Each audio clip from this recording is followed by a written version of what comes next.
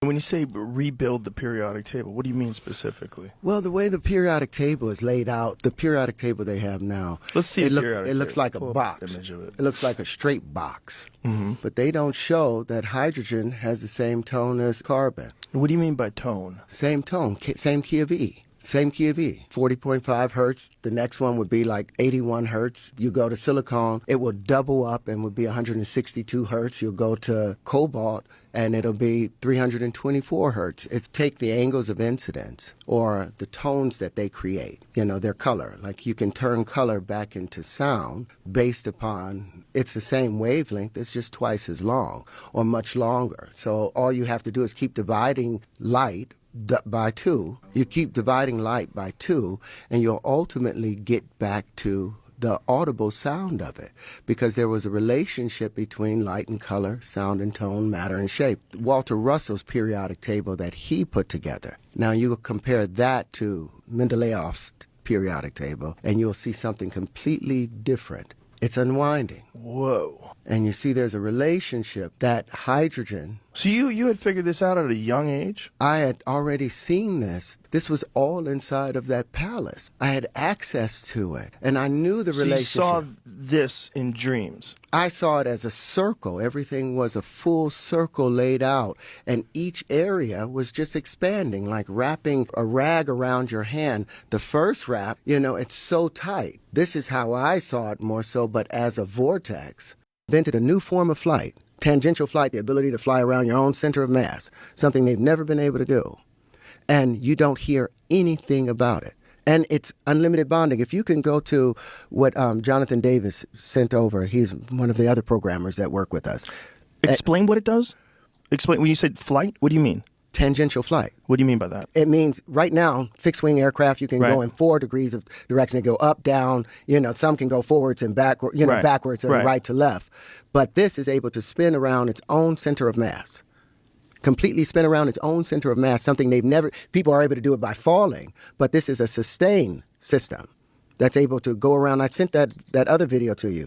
But their ability, because this is the geometry of hydrogen, any bond that hydrogen can make, linchpin can make, and what they're basically doing is building the periodic table in front of you. If you would play 4 of them coming together, it's 4 like 30-second videos. I'll explain it out, but you'll see how these things align themselves. Well, this is the swarm, and they're all following this queen as a colony, and they'll do everything that she's doing. Go to the very first video, there's 4 in a row on it. Oh, that's how it came up to you. Well, let's see which one this is. This is 4 of them that's going to come together to pick up a barrel. And what's powering them? Right now, we're going to use hydrogen fuel cells. But I have another system, that I was going to talk about in a second. But it's an unlimited source of power. So hydrogen fuel cells, or you can use lithium batteries. And how are they moving? Like, what are those? Is that like are those like propellers? Yeah, those are props. But okay. But that right there, what we have right there is it's a pitch. Collective pitch. So instead of the props having to turn themselves around, instead of all the props having to turn themselves around to stop and turn in the opposite direction, like they just switch the direction. They just so it's a collective pitch, and it changes. And so now instead of going up, you're going down. But now 5 of them will come together, and watch what the 5 does with. So this is the end of cranes. Oh, this is and how many is necessary. And they can, since this is the fractal, they can be as small as a nanoparticle, or they can be as large as the universe, because the entire universe comes down to this. So I was trying to reach out to Elon Musk. So is Terence Howard crazy, or is he a genius? Because I don't understand one thing he just said. So this, according to Daily Mail, is Joe Rogan's most unhinged interview yet. Terence Howard's wild claims on the podcast, from remembering his own birth to how we're about to kill gravity. What'd gravity ever do to Terence Howard? Empire actor Terence Howard had quite the interview on the Joe Rogan Experience over the weekend, during which he raised some bizarre ideas about the universe. The 52-year-old Iron Man star's sit-down with comedian-turned-commentator lasted more than 3 hours. and even spurred Rogan to warn his 16.7 million subscribers this installment would be a wild one. Howard, in turn, took the reins, taking his host down a number of bizarre avenues. This ranged from how he lost jobs for refusing the COVID vaccine, was betrayed by old Marvel co-star Robert Downey Jr., and claims that we as humans are on the cusp of killing gravity. The Hustle and Flow actor went on to assert he remembers being in his mother's womb, echoing some equally outlandish comments from Nicolas Cage provided to Stephen Colbert last month. I didn't see that, but I guess, did Nicolas Cage claim that he can remember being born too? What are these guys on? No, but seriously, I don't know. Maybe he can remember being in his mom's womb and being born. I mean, I certainly don't, but I don't know. I mean, there are some unique individuals out there. I was about 6 months, maybe inside the womb, Howard began before offering his insight into a variety of strange conspiracies. Howard at one point turned to the number of ventures he's been involved in over the course of his Hollywood career. One was his purchase of a patent he abandoned, one that's since been cited by dozens of firms developing and selling augmented and virtual reality. He said the entire AR/VR world was built off of this first patent, which he said he abandoned due to a litany of fees. I paid $260,000 for the worldwide patent. My lawyers kept sending me these maintenance fees and annuities, and I'm like, these folks are just trying to shake me down. I'm not going to pay this.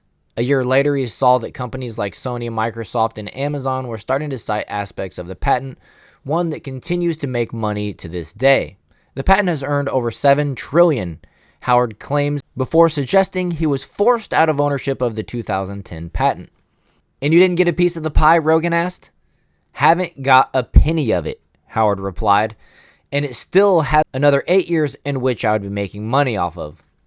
And then the story basically just continues describing what went on in the interview. So I recommend that you guys go and check that interview out if the things you saw in this video are of interest.